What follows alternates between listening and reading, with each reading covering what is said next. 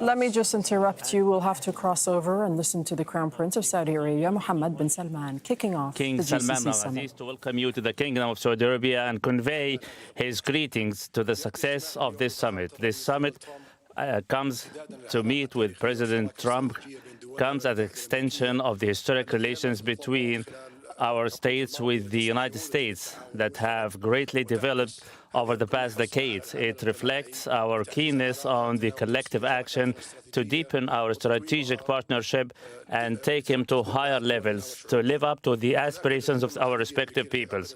This also as extension of the summit held with His Excellency in 2019, to work towards reinforcing the interest and combat terrorism and eradicate its groups, to bolster our defensive capabilities and to stand up to all the threats, regional and global, with a shared vision for the stability and peace, regional and global. Your Excellencies, Your Majesties, the United States reiterates its firm conviction of this partnership. It is a key commercial partner as the trade volumes with the United States in 2024 reached $120 billion US. We look forward to improving and bolstering our commercial ties and open new horizons for cooperations on all domains to the interests of all our states. The future we aspire to through sustainable development requires peaceful environment. It is a challenge in our region. We look forward in cooperation with you, Mr. President, and our brothers to end the war in Gaza and find a comprehensive, lasting solutions of the Palestinian-Israeli conflict in line with the Arab Peace Initiative, which will yield in and results about peace in all the peoples of the region. Also, based on this, we encourage dialogue for a comprehensive diplomatic solution of the crisis in Yemen, also the same in the Sudan, hoping that a comprehensive and lasting ceasefire will be held in the Sudan, reiterating the territorial integrity of its territories in Syria. And we commend the efforts made by the government. And here we also commend the decision taken by President Trump yesterday for lifting the sanctions on Syria. This will open hopes for the Syrian people and open a new slate towards development. We also reiterate our support to the Lebanese president and his reform plans for the territorial integrity of Lebanon. We also welcome the ceasefire between Pakistan and India, and we hope it will usher for more peace and stability. And with respect to the Ukrainian crisis, the Kingdom is prepared to continue its endeavors towards a diplomatic, lasting solution, and also commend and welcome the endeavors adopted by President Trump in this direction. This summit reiterates our keenness for continued cooperation on all the regional and global issues based on our firm conviction for stability and peace in the region and the world. In conclusion, we hope that this summit will live up to the aspiration of our respective peoples and their welfare and prosperity. Thank you, Mr. President. Now I give you the floor.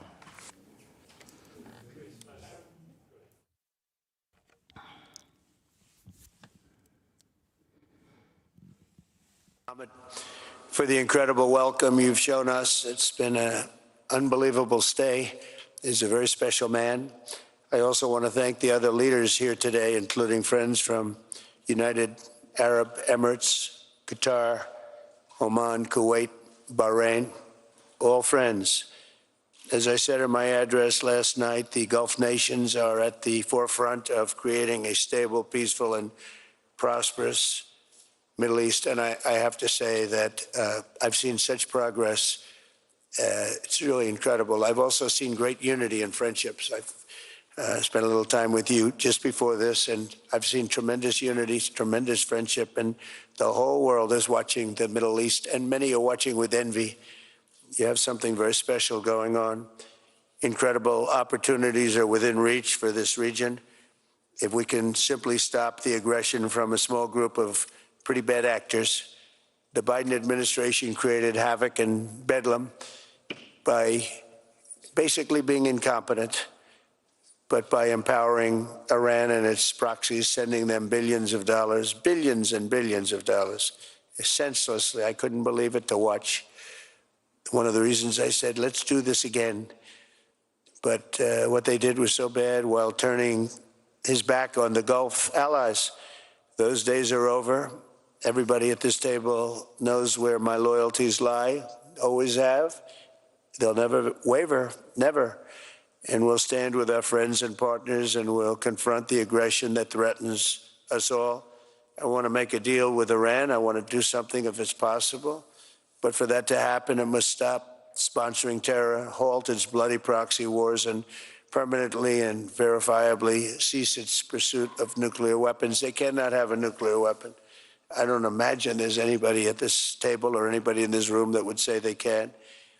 I'm strongly urging all nations to join us in fully and totally enforcing the sanctions that I just placed on Iran, and we also placed secondary sanctions, which are in certain ways even more devastating. Iran, as you know, had no money when I left office. They were broke. They had no money for Hamas. They had no money for Hezbollah. There was no attack. There was no thought of attack. There would have been no attack if I were president. But bad things happened in that election. And I said, let's do it again. And by doing it again, it became much more historic. It's a much more historic election, much more powerful election. And we have a mandate. We won every swing state. We won by millions of votes. We won 2,750 districts. We call them districts. Out of a total, if you look at the number, it was 2,750 to 505. The whole map was red, red meaning Republican.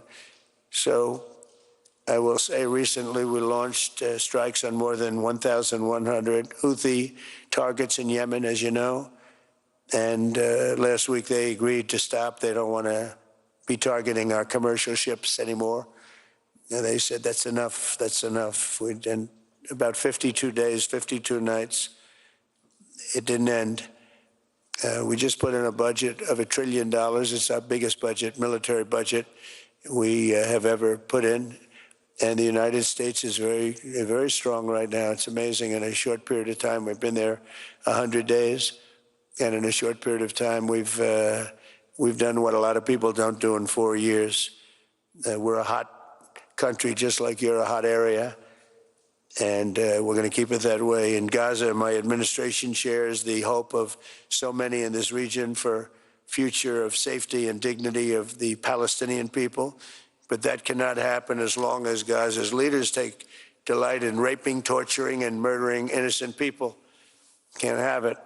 I greatly appreciate the constructive role that the leaders in this room have played in trying to bring the terrible conflict to an end, including by helping secure the release of American hostage, Edan Alexander. It was a big day yesterday, a very important day. I was told just before I left that they were going to be releasing Edan. We thought Edan was dead 3 weeks ago. They said Edan was no longer living. And it was a very, very good thing. Ultimately, all hostages of all nationalities must be released as a stepping stone to peace, and I think it's going to be happening. A lot of things are happening. A lot of very positive things are happening on every front. With the support of leaders in this room, and they're great leaders, you are, we are currently exploring normalizing relations with Syria's new government, as you know, beginning with my meeting with President Ahmed al-Sharaa and Secretary Rubio's meeting with the Syrian foreign minister in Turkey after discussing the situation with Crown Prince Mohammed and President Erdogan of Turkey. I am also ordering the cessation of sanctions against Syria to give them a fresh start. It gives them a chance for greatness. The sanctions were really crippling, very powerful. And I spoke to Mohammed, and I spoke to our friend from Turkey, who we just spoke to also by phone now. But felt very strongly that this would give them a chance. It's not going to be easy anyway, so it gives them a good, strong chance. And it was my honor to do so. So we've we will be dropping all of the sanctions on Syria, which I think really is going to be a good thing. And it actually, we made a speech last night, and that was the thing that got the biggest applause from the room. We had a very crowded room with thousands of people, and the statement that got the biggest applause was dropping the sanctions on Syria. Likewise, in Lebanon, there's a new chance for a future free from the grip of Hezbollah terrorists if the new president and prime minister can rebuild an effective Lebanese state. We just appointed a very good ambassador, a friend of mine who's Lebanese, and I didn't even know that. And I said, why do you want to be the ambassador to Lebanon? That could be dangerous. He said, I don't care. I grew up there. I love the country. And I don't care if it's dangerous or not dangerous. I want to do that. And he's a very capable man, very successful man from the United States. And he's going to be your ambassador. He's going to do a great job. But this is a once-in-a-generation opportunity to forge a Lebanon that is prosperous and at peace with its neighbors. And I think things can really happen there. They've had a tough go of it for a long time. At the end of my first term, all of the momentum in this region was toward peace. I especially want to thank and congratulate the United Arab Emirates and Bahrain for their vision and courage in signing the historic Abraham Accords. It was something, it's a very big thing. I believe we would have had it filled out had the election been called fairly, which it wasn't. It was a rigged election. I hope that in the near future we can continue that progress. We have a mandate from the American people, the likes of which people haven't seen for 129 years. They say it was the most consequential election in America in 129 years. So that sounds like a long time, so we'll take that. But in the future, we'll continue that progress by adding more countries to the Abraham Accords. We have the 4, and I think they're going to be filling up very rapidly. Biden didn't do anything because he never did anything about anything. He had no capability, he had no ability, and it was a shame what he's done to so many countries, including our own. We had an interesting fact. About a year ago, there was a story that we're having a hard time getting enlistments into the military, and it was at the lowest level almost ever. People didn't want to go into our military. And it just came out last week, you probably saw that we have now the strongest enlistment in the history of our country. They say 38 years. One said 37, one said 32, and one said ever.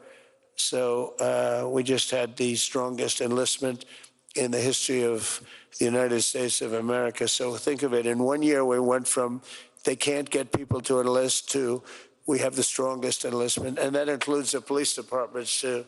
We're having a hard time getting people to be police, the great law enforcement arm that we're known for, and now we're setting records. It's hard to get a job. I mean, frankly, the lines of people wanting to be police officers and go into the military, and it's a matter of spirit. We have great spirit in the country right now. We've done a lot in 100 days, I'll tell you that. It's all started on November 5th with the election. But a stable and peaceful Middle East will be a successful and prosperous Middle East, and that's what you've done, and that's what you're doing. And, you know, it's amazing because when I was here last, it was fine. It was doing good. And then I see the things that you're doing here and in your countries. It's just an incredible what you're doing is the whole world is talking about it. The whole world is watching us. Look at all the news over there, the fake news. Look at them.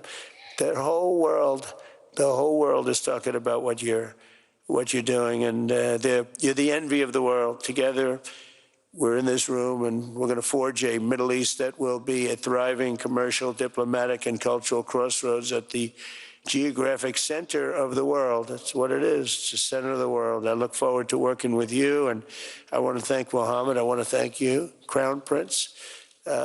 We have a special relationship. We have long had a special relationship, but it was an honor to spend a couple of days with you, and I'll see you again soon, and I'll see you a lot. Thank you all very much. Thank you. شكرا فخامة الرئيس على كلمتكم. والآن